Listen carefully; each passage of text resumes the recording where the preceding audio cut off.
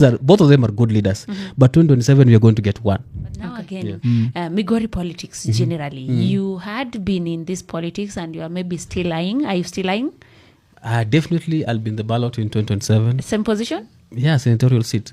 Okay, but right now, my focus is in the UDA party, and of course, trying to strengthen the party at grassroots levels. Sawa. Yeah, so sure. Migori, tumeona not so long ago kumekuwa na issues sana za violence in Migori, especially involving top politicians or top leaders from Migori. Yeah, sure.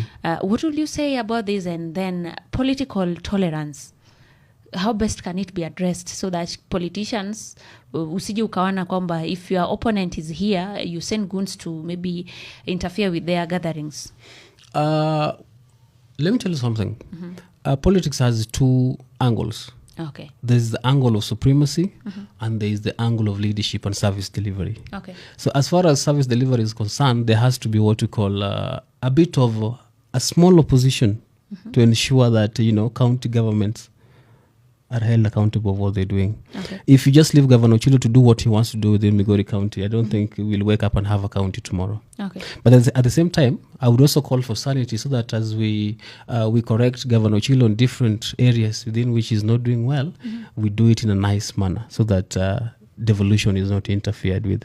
Maybe someone is sleeping in the job, because when you talk about correcting, I think this role should be played by the senator who sees what the county government is doing. When someone else comes and starts seeing the loopholes in the county government, it means someone who should be doing the job is sleeping. I don't want to. I don't want to earmark the senator just because I'm also vying for the Senate. Okay. But there are different occasions where the Senator Eddie Okech has come out and said, Governor Ochilo, you're not doing this right, you're not doing this right, you need to change this, you understand. Okay. It doesn't mean that the Senate is against the governor or the governor is untouched. It adds up to the normal running of county governments. Okay. That is what we call oversight. One of the basic and primary roles of a senator. Yeah, sure. So I would say that Governor Ochilo has what we call opponents with whom he's running for the seat of 2027 gubernatorial race, Migori. But for him, you see, he's the incumbent and he wants to maintain another term. Yeah. So there has to be that push and pull. Okay. Exactly. So is it just okay to pull and push until we see maybe lives being lost? I would not recommend that lives are lost because people are looking for power. No. But then again, in the process of getting power, some of these things have to happen. So it's us citizens who have to decide that, do we want to participate in this or not? Hakuna mtu anakuja kwa nyumba yako na kutoa tu uende ulete vurugu kwenye siasa. Ni wewe unaamua kama unataka kuleta amani ama unataka kuleta siasa. But then again, the seat of governor is let me say it's highly coveted.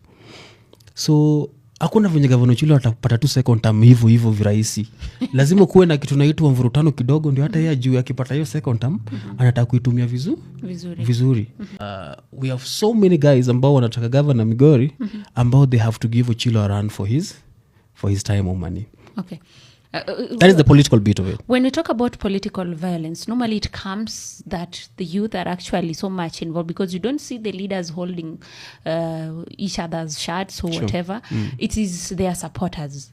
Our youth, are we still being used by politicians, and how can maybe, as now from a young person perspective, you are still a young person, in as much as you are vying for a very big position. Sure. How can we end that violence among the youth and being used by politicians? I mean, things just have to stop at some point.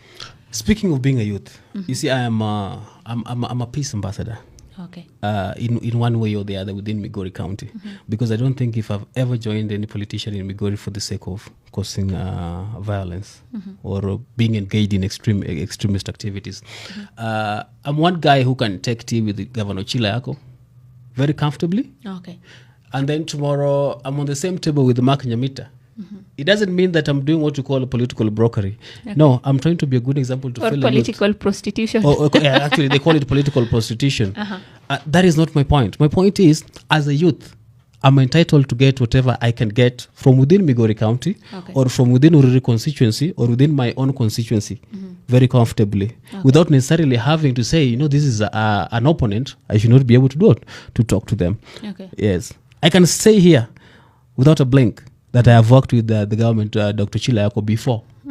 I have done certain assignments for the county government. Of course, as a politician, sometimes as an MC, as an artist, of course. And I would also say that I've also shared certain platforms with Mark Nyamita on basic issues that are affecting the youth of Migori County. Both of them are good leaders. But 2027, we are going to get one. Okay. Yeah.